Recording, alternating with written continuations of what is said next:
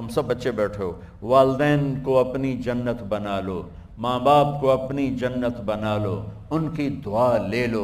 میرے نبی نے فرمایا کاش میری ماں زندہ ہوتی۔ ماں کا خاص طور پر منشن کیا، میری ماں کیوں کہ باپ کو تو دیکھا ہی نہیں، اور ماں کو دیکھا ہے 6 سال۔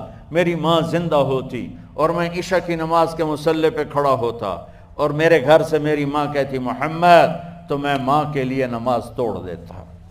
میرا نبی کہہ رہا ہے۔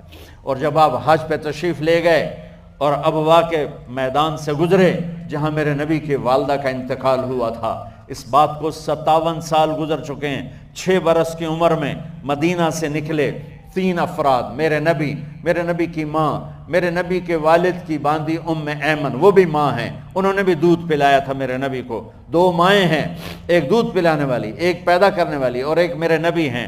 جب ابوا کے پہاڑوں میں پہنچے تو اچانک ہارٹ اٹیک سے حضرت آمنہ 25 سال کی عمر میں انتقال فرما گئیں، اور میرے نبی نے اتنا اس کا غم لیا۔ 6 سال کا بچہ، میں سن 2000 میں وہاں گیا تھا، میرے آنسوں نہیں رکنے کو آ رہے تھے کہ کہاں میرے نبی کی ماں کو اللہ نے اٹھایا، نہ کوئی آسرا، نہ کوئی سہارا، نہ کوئی رشتہ، نہ کوئی جھولی، نہ کوئی چھاؤں، ایسے تنہا یتیم کر دی۔ جب ان کو پتھروں میں دبا کے نیچے اترے، ام ایمن کو سے ہاتھ چھڑا کر بھاگے اور اوپر پہاڑی پہ چڑھ گئے۔ جب ام ایمن پیچھے گئیں تو ام ایمن نے کیا دیکھا کہ ابوا کے پہاڑ بھی رو رہے ہوں گے، آپ ماں کی قبر کو چمٹ کے ایسے اوپر لیٹے ہوئے تھے،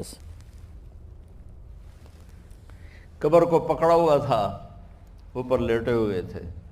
جب ام ایمن قریب آئیں تو سنا آپ کہہ رہے تھے اماں جی، آپ کو تو پتا تھا آپ کے سوا میرا کوئی نہ تھا، آپ مجھے چھوڑ کے کہاں چلی گئی، کیوں چلی گئی؟ 6 سال کا بچہ پہلی موت دیکھ رہا ہے تو ان کو سمجھ میں نہیں آ رہا کہ میری ماں کے ساتھ ہوا کیا ہے۔ ام ایمن نے اٹھانا چاہا، آپ نے اٹھنے سے انکار کر دی۔ اس صدمے کو سینے میں لیے ہوئے 57 سال کے بعد، 7ویں دن بندہ رو نہیں سکتا، رونا نہیں چاہے تو رونا نہیں آمدا، 57 سال کے بعد آپ اس وادی سے گزرے، آپ نے اونٹنی کو ماں کی قبر کی طرف موڑ دیا، اور ان پلرز کو 3 گنا کرو تو وہ پہاڑ بنتا ہے، چھوٹی پہاڑی تھی۔ اونٹنی کو نیچے بٹھایا، اوپر پہاڑ پر گئے، اور یہ مجھے دیکھو، یوں آپ نے گھٹنے کھڑے کیے ماں کی قبر کے سرانے، اور یہ ہاتھ یہاں رکھے اور پھر سر دیا اپنے گھٹنوں میں یوں، پھر رونا شروع کیا۔ اتنا روئے، اپریل کا مہینہ تھا، دھوپ سر پہ پڑ رہی تھی، ہم تو ٹھنڈی دھوپ میں بیٹھے ہیں، شدید دھوپ میں بیٹھے تھے، اور اس کنڈیشن میں یہ بچوں کا سٹائل ہوتا ہے، جب لمبا رونا ہو تو وہ یوں بیٹھتے ہیں سر اندر دے کر۔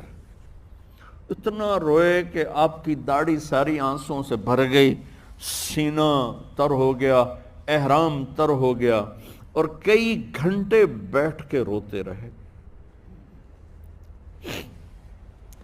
2 جہان کے سردار ہو کر تمنا کر رہے ہیں کاش اماں تو زندہ ہوتی، تو مجھے کہتی محمد میں تیرے لیے نماز توڑ دیتا۔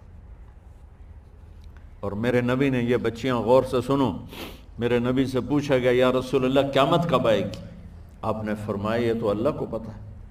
میں نے کہا یا رسول اللہ کوئی نشانی بتا دیں، تو آپ نے فرمایا جب بچیاں ماؤں کو ذلیل کریں گی تو قیامت آ جائے۔ جب بیٹیاں ماؤں کے ساتھ بدتمیزی کریں گی اور ماؤں کو ذلیل کریں گی تو قیامت آ جائے گی۔ ایک ماں بیٹی کو میں بھول نہیں سکتا، ماں کے موٹے موٹے آنسو گر رہے تھے، اور بیٹی ماں سے کہہ رہی تھی بھوک نہیں، ہماری اپنی پنجابی زبان، بھوک نہیں، اوہ ہوئے ہوئے ہوئے، یہ تو ہم نوکر کو کہتے ہوئے ڈرتے ہیں، وہ ماں سے کہہ رہی تھی بھوک نہیں، یعنی بکواس نہ کر، اور وہ آگے چپ، صرف آنسو اس کے گر رہے تھے ایسا۔ شاید وہ یاد کر رہی تھی کہ 9 مہینے کیسے اس کو میں نے پیٹ میں پالا، جنتے ہوئے کتنی تکلیفوں سے گزری، اور اس کو دودھ پلاتے ہوئے کتنی راتیں میں نے کاٹ کاٹ کے گزاریں، اور اس کے پیشاب دھوتے ہوئے کتنی دفعہ میں سردی میں ٹھٹھری، اور آج یہ مجھے کہہ رہی ہے بھوک نہیں۔ اس لیے میرے نبی نے فرمایا جس نے ماں باپ کو دکھ دیا، سنو غور سے بچوں سارے سنو، جس نے ماں باپ کو دکھ دیا اس پہ اللہ کی لعنت، اس پہ فرشتوں کی لعنت، اس پہ زمین آسمان کی لعنت، نہ ان کی نماز قبول ہے، نہ روزہ قبول ہے، نہ صدقہ قبول ہے۔